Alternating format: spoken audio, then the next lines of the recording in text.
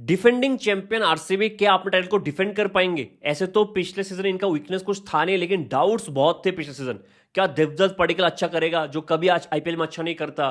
क्या हेजलवुड को छोड़ के इनके पास कोई डेथ बॉलर है? क्या जितेश शर्मा अच्छा फिनिशर, क्योंकि इनकंसिस्टेंसी का एक प्रॉब्लम रहा है जितेश के साथ? क्या सुयश शर्मा और Kunal Pandya wicket taking spinners है?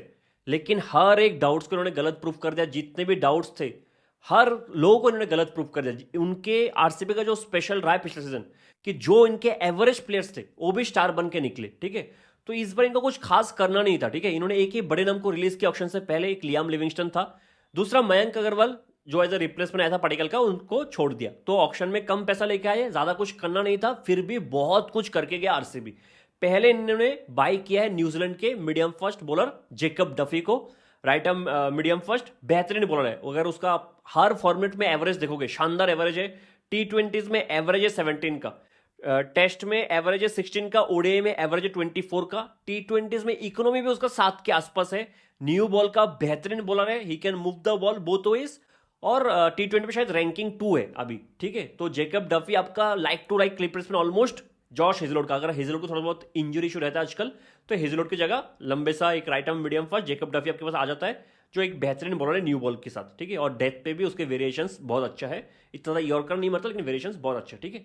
फिर उन्होंने वेंकटेश अय्यर को 7 करोड़ से खरीदा है। पिछले सीजन भी केकेआर के अगेंस्ट ये लोग वेंकटेश अय्यर के लिए लड़ रहे थे, ऑलमोस्ट 20-21 करोड़ तक गए थे वेंकटेश अय्यर के लिए। इस बार 7 करोड़ से लिया है। ये तो बात है कि जब से रजत पाटीदार कैप्टन बनाए, मध्य प्रदेश के प्लेयर आ जा रहे हैं आरसीबी की टीम पे। अब वेंकटेश अय्यर को उन्होंने 7 करोड़ से खरीदा। मुझे लगता है कि सीधा देवदत्त पडिक्कल का बैकअप होगा। वेंकटेश अय्यर प्लेइंग 11 में स्टार्ट नहीं करेंगे। और ऑक्शन के दिन भी दिनेश कार्तिक को पूछा गया था कि आप देवदत्त पडिक्कल को ड्रॉप कर दोगे क्योंकि वेंकटेश अय्यर को आपने 7 करोड़ से ले लिया। तो दिनेश कार्तिक ने बहुत सीधा सिंपल जवाब दिया है कि देवदत्त ने हमारे लिए जो परफॉर्मेंस करके दिखाया पिछला सीजन, उसको ड्रॉप करना बहुत मुश्किल होगा। और देवदत्त पडिक्कल इस बार स्मैट पे भी बहुत अच्छा किया है। 61 का उसका एवरेज रहा है स्मैट में, और स्ट्राइक रेट रहा है 167 का, जहां पे वेंकटेश अय्यर का स्मैट भी बहुत खराब गया है। 25 का एवरेज, 119 का स्ट्राइक रेट, 120 के नीचे का स्ट्राइक रेट था वेंकटेश अय्यर का। फिर भी एज ए बैकअप प्लेयर मुझे लगता है बहुत एक्सपीरियंस है वेंकटेश अय्यर में। आईपीएल में बहुत बार अच्छा किया केकेआर के लिए, नॉकआउट्स में बहुत अच्छा करता है, स्पिन के एक अच्छा प्लेयर है, थोड़ा बहुत बॉलिंग भी करके दे सकता है। तो अगर बैकअप का प्लेयर है तो मेरे हिसाब से बहुत अच्छा परचेस है आरसीबी के लिए। इन्होंने और एक बॉलर पे 5.2 करोड़ खर्चा किया, मध्य प्रदेश के Mangesh Yadav, left arm fast bowler, medium fast bowler नहीं, लेफ्ट आर्म फास्ट बॉलर, जो बहुत अच्छा बैटिंग भी कर सकता है, बड़े बड़े शॉट लगा सकता है, यॉर्कर भी बहुत अच्छा मारता है। और मुझे लगता है कि मंगेश यादव शायद यश दयाल का रिप्लेसमेंट है इस टीम में, क्योंकि यश दयाल अगला सीजन खेलेगा कि नहीं ये किसी को नहीं पता, आपको सबको रीजन पता है, वो बोलने की जरूरत नहीं है। तो कम पैसों से आए थे, ऑक्शन में ज्यादा कुछ करना था नहीं, रिक्वायरमेंट ज्यादा था नहीं, फिर भी बहुत कुछ आरसीबी करके गया। एक बार प्लेइंग 12 बना के देखते हैं कि इस टीम का स्ट्रेंथ और वीकनेस क्या है, ठीक है। तो ओपनिंग करेंगे फिल सॉल्ट के साथ विराट कोहली, नंबर 3 पे पाडिक्कल, 4 पे रजत पाटीदार, 5 पे टीम डेविड, 6 पे जितेश शर्मा, 7 पे रोमारियो शेपर्ड, 8 पे कृणाल पांड्या, 9 पे भुवनेश्वर कुमार, 10 पे सुयश शर्मा, 11 पे हेजलवुड, 12 पे मैं मंगेश यादव को रख रहा हूं। मैं सीधा मान के चल रहा हूं कि यश दयाल नहीं खेलेगा, ठीक है। तो इसलिए मैं 12 पे मंगेश यादव को रख रहा हूं। मेरे 4 ओवरसीज प्लेयर हो गया सॉल्ट, टीम डेविड, शेपर्ड और हेजलवुड। 8 तक प्रॉपर बैटिंग है, ठीक है। कृणाल पांड्या नंबर 8 पे रहे, 8 तक प्रॉपर बैटिंग है। अगर मंगेश एज एन इंपैक्ट आएगा तो आपके पास 9 बैट्समैन है।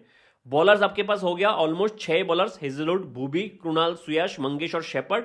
टीम डेविड भी थोड़ा बहुत आपको ऑफ स्पिन डाल के दे सकते हो। 6 बॉलर्स, 9 बैट्समैन ऑलमोस्ट इस टीम में, ठीक है।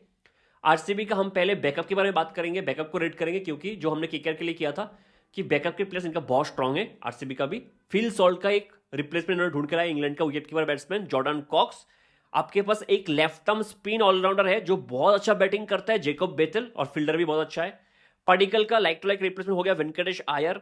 आपके पास जॉश हेजलवुड का लाइक टू लाइक रिप्लेसमेंट हो गया जेकब डफी। अगर भूवी का खराब सीजन चला, मान लो भूवी 1-2-3 मैच के बाद लगा कि नहीं थोड़ा उतना स्पीड नहीं है, खराब कर रहे, तो आप जेकब डफी को प्लेइंग 11 में रख सकते हो भूवी की जगह। तो जेकब डफी और हेजलवुड एक साथ खेल सकते हैं प्लेइंग 11 में। तो आपको एक ओवरसीज बैट्समैन, चाहे वो रदरफोर्ड हो, उसको बाहर करके आप एक इंडियन बैट्समैन डाल सकते हो। और आरसीबी के पास है बैकअप में वो प्लेयर्स की वेंकटेश अय्यर को डाल दे, ठीक है।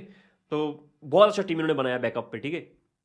उसके बाद आप डेथ बॉलिंग में आपके पास 2 स्पेशलिस्ट जो बाहर बैठे, एक नुआन तुषारा जिसके पास थोड़ा स्लिंग एक्शन है, वो डेथ पे अच्छा बॉलिंग कर सकते हैं। एक इंडियन डेथ बॉलिंग स्पेशलिस्ट राशिक सलाम है आपके पास। एक स्वप्निल सिंह आगे आपके पास लेफ्ट आर्म ऑर्थोडॉक्स, जो थोड़ा बैटिंग करके भी दे सकता है।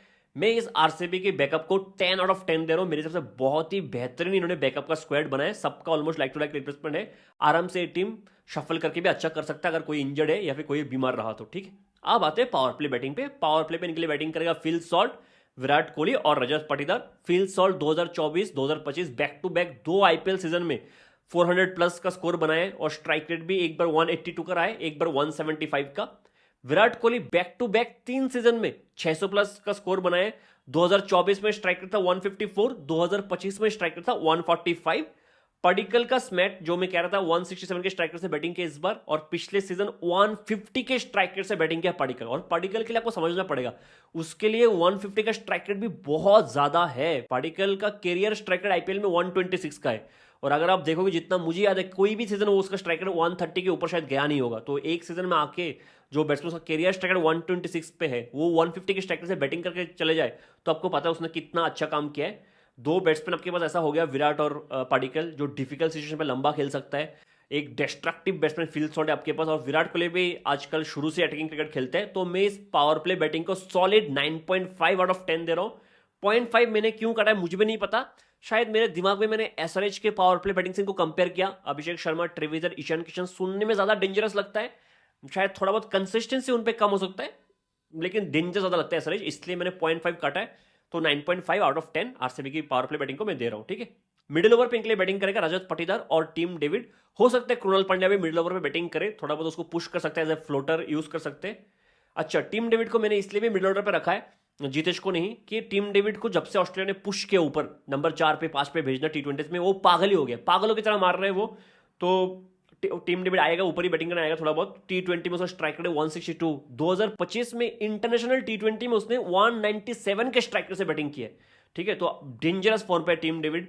फिर रजत पाटीदार, स्पिन को कैसे मारता है मुझे बोलने की जरूरत नहीं है, थोड़ा बहुत खराब फॉर्म से चल रहा है, स्मैट उसका थोड़ा खराब गया है, लेकिन आईपीएल में फिर भी स्ट्राइक रेट 154 का है। स्पिन का बेहतरीन प्लेयर रजत पाटीदार। और जैसे मैं कह रहा था कि अगर डिफिकल्ट सिचुएशन हो जहां पे बैटिंग करना मुश्किल है, उधर रजत पाटीदार, देवदत्त पडिक्कल, विराट कोहली जैसे बैट्समैन अगर है तो मिडिल ऑर्डर पे इनको सोचने की जरूरत नहीं है। ठीक है, और एक क्योंकि मैं कृणाल पांड्या को एज ए अक्षर पटेल यूज कर रहा हूँ आरसीबी की टीम में, थोड़ा बहुत फ्लोटिंग वो कर सकते हैं इधर उधर अगर खराब स्टार्ट मिला तो। और कृणाल पांड्या भी स्पिन का बेहतरीन प्लेयर है, तो मैं इनके मिडिल ओवर बैटिंग को अभी के लिए 8.5 रेट कर रहा हूँ आउट ऑफ 10। थोड़ा बहुत मैंने रजत के परफॉर्मेंस को देखते हुए, स्मैट के परफॉर्मेंस देखते हुए उसको थोड़ा पॉइंट्स काटा हूं, और थोड़ा कृणाल पांड्या अगर ऊपर आएगा, वो भी पेसर के अगेंस्ट थोड़ा बहुत स्लो खेलते हैं, इसलिए मैं 8.5 दे रहा हूं इनकी मिडिल ओवर बैटिंग को। ठीक है, इनके पास फिनिशर्स हो गया टीम डेविड, जितेश शर्मा और रोमारियो शेपर्ड। ठीक है, अगर टीम डेविड अगर नंबर 5 पे भी आएगा, वो मतलब डेथ पे तो खेलेगा ही खेलेगा, एटलीस्ट 15 to 20 ओवर में 1-2 ओवर तो उसको मिलेगा ही मिलेगा, जितना भी पहले वो आ जाए। ठीक है, अंटिल अनलेस की बहुत जल्दी 4 विकेट चला गया ऐसा कुछ। ठीक है, जितेश शायद अपने करियर की पिक पे चल रहे हैं। ठीक है, बेहतरीन बैटिंग वो कर रहे हैं, थोड़ा सा अनलकी कि T20 वर्ल्ड कप से ड्रॉप हो गया। पिछले सीजन 176 के स्ट्राइक से बैटिंग करके गया, और जो एलएसजी वाला मैच था वो तो किसी को शायद कोई भूला भी नहीं होगा अभी। ठीक है, रोमारियो शेपर्ड पिछले सीजन 291 के स्ट्राइक से बैटिंग किया है। ठीक है, और उनके जो फिनिशर्स थे, अगर आप मान लो कि टीम डेविड और रोमारियो शेपर्ड एक साथ आ गया, तो ओपोनेंट ने सोचा कि नहीं, मैं एक मिस्ट्री स्पिनर को लेके आता हूँ, एक रिस्ट स्पिनर को लेके आता हूँ, कोई इनको बोल्ड कर देंगे, गुगली मार के ये कर देंगे वो कर देंगे, लेकिन जितेश भी होगा एज ए फिनिशर। ठीक है, और जितेश स्पिनर को इतना मारेगा कि ओपोनेंट के पास वो दम नहीं होगा कि आप शेपर्ड और डेविड के सामने भी स्पिन लेके आओ, क्योंकि अगर ओपोनेंट एक एंड पे जितेश खड़ा है तो। ठीक है, तो एक बहुत अच्छा कॉम्बिनेशन इनके फिनिशर्स का। मैं इनके फिनिशर्स को अभी के लिए सॉलिड 10 आउट ऑफ 10 दे रहा हूँ, जो बहुत अच्छा परफॉर्मेंस मुझे लगता है पुल कर सकते हैं फिर से। ठीक है, अब बात करते हैं कि पावर प्ले बॉलिंग के बारे में। पावर प्ले में इनके लिए बॉलिंग करेंगे भुवनेश्वर कुमार, जॉश हेजलवुड, मंगेश का एक ओवर आ सकता है, और कृणाल का एक ओवर। ठीक है, आपको भूलना नहीं चाहिए, कृणाल ने जब जब पिछले सीजन एक ओवर डाला है पावर प्ले में, बेहतरीन डाला है और बहुत बार गेम चेंज करके गया है। भुवनेश्वर कुमार चाहे जितना भी उम्र हो जाए, अभी भी थोड़ा बहुत स्विंग मिलते हैं, अभी भी विकेट लेते हैं, थोड़ा बहुत रन लीक करते हैं आजकल, लेकिन विकेट लेते हैं। हेजलवुड के बारे में बोलने की मुझे जरूरत नहीं है, seam movement, swing, extra bounce, हर चीज हेजलवुड के पास है, और पावर प्ले के 2 ओवर में हेजलवुड रन भी नहीं लिख करता। ठीक है, तो मैं इनकी पावर प्ले बॉलिंग को सीधा 9 आउट ऑफ 10 दे रहा हूं। एक मार्क्स मैंने इसलिए काटा कि भूवी थोड़ा रन लिख करते हैं, दूसरा मैंने मंगेश को अभी तक देखा नहीं है ज्यादा, तो इसलिए मैंने एक मार्क काटा है। ठीक है, मिडिल ओवर बॉलिंग के बारे में बात करें तो मिडिल ओवर में डालेंगे कृणाल पांड्या, सुयश शर्मा, मंगेश, और शेपर्ड का 1-2 ओवर आ सकता है, अगर किसी का एक खराब ओवर गया तो शेपर्ड का 1-2 ओवर आ सकता है। कृणाल का इकोनॉमी पिछले सीजन रहा है 8.23 का, सुयश का इकोनॉमी पिछले सीजन रहा है 8.84 का, और आपको भूलना नहीं चाहिए कि 7 मैचेस ये लोग चिन्नास्वामी में खेलते हैं। ठीक है, और आजकल तो ऑलमोस्ट हर पिच, चाहे वो हैदराबाद का पिच हो, चाहे गुजरात का पिच हो, दिल्ली का पिच हो, वो फ्लैट ही होता है, तो इस हिसाब से मिडिल ओवर पे इनका इकोनॉमी मेरे से बहुत अच्छा था। कृणाल ने 17 विकेट भी लिए है। ठीक है, बहुत इंपॉर्टेंट प्लेयर था कृणाल पांड्या पिछले सीजन। और चिन्नास्वामी में दोनों का ट्रेजेक्टरी थोड़ा फ्लैट है, दोनों तेज डालते हैं, 102 103 पे भी बॉल डालते हैं, तो उन्होंने बहुत अच्छा काम किया, ठीक है। बहुत हद तक मुझे लगता है कि इनके जो मिडिल ओवर बॉलिंग है डिपेंड करेगा कि कुणाल पांड्या का कैसा सीजन जाता है। अगर कुणाल का खराब गया तो आरसीबी मिडिल ओवर में फंस सकता है, क्योंकि आप चाहोगे कि हेजलवुड का जो 2 ओवर है पावर प्ले के बाद, बाकी 2 ओवर आप डेथ पे डालो हेजलवुड, ठीक है। तो मिडिल ओवर बॉलिंग को अभी के लिए मैं 8 आउट ऑफ 10 दे रहा हूं। उतना ज्यादा कॉन्फिडेंस मुझे नहीं दे रहा जितना देना चाहिए, इसलिए 8 आउट ऑफ 10, मतलब ऑन पेपर उतना स्ट्रांग नहीं है, ठीक है। 8 आउट ऑफ 10 इनकी मैं मिडिल ओवर बॉलिंग को दे रहा हूं। डेथ बॉलिंग पे इनके पास है हेजलवुड का 2 ओवर और भुवनेश्वर कुमार का 1 ओवर में मान के चल रहा हूं, ठीक है। 3 ओवर, बाकी 2 ओवर कौन डालेगा ये क्वेश्चन मार्क है अभी के लिए। मान लो मंगेश 2 ओवर डालते हैं, वो कितना अच्छा करेगा, पहला सीजन है उसका, ठीक है, इंटरनेशनल मतलब इतने बड़े स्टेज पे। तो उस पर एक डाउट है। अगर हेजलवुड का 2, भुवी का 1 फिक्स है, मंगेश का अगर 1 ओवर हुआ और कुणाल का 1, उसके भी एक डाउट है कि कुणाल 1 ओवर कैसे लगा डेथ पे, ठीक है। क्योंकि अगर यशदल को मैं बाहर रख रहा हूँ ये सोच के कि यशदल शायद खेल नहीं पाएगा, जो भी कंट्रोवर्सी चल रहा है उसका, क्योंकि यशदल ने अपने आप को डेथ पे प्रूफ किया था। 2 सीजन बैक टू बैक उसने डेथ पे ड्यू के साथ भी अच्छा किया था, ठीक है। Back of the hand slower ones wide का बहुत अच्छा किया था। क्योंकि यशदल को मैं अभी के लिए बाहर रहा हूँ, एक अनसर्टेनिटी है यशदल, इसलिए मैं इनके डेथ बॉलिंग को अभी के लिए 8 आउट ऑफ 10 दे रहा हूँ। क्योंकि भूवी भी थोड़ा बहुत रन लीक कर सकता है, जॉश हेजल को 2 ओवर तो मैं काउंट भी नहीं कर रहा हूँ, बाकी जो 3 ओवर है उसमें थोड़ा रन लीक हो सकता है, इसलिए मैं 8 आउट ऑफ 10 दे रहा हूँ इनकी डेथ बॉलिंग को अभी के लिए, ठीक है।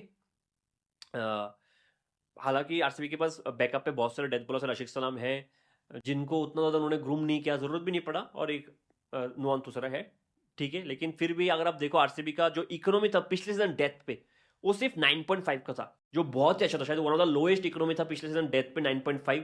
मतलब क्या, लास्ट के 5 ओवर पे उन्होंने 50 रन भी नहीं दिया, जो 2025 के हिसाब से बहुत कम है, ठीक है। तो ओवरऑल मैं इस टीम को 63 दिया, रेट किया हूं आउट ऑफ 70, मतलब परसेंटेज वाइज 90%, मतलब ओवरऑल मैं इस टीम को 10 में से 9 रेट कर रहा हूं।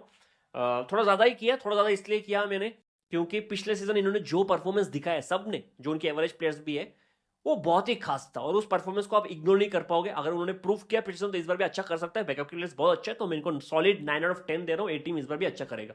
मिलते हैं अगली वीडियो में, तब तक के लिए जय।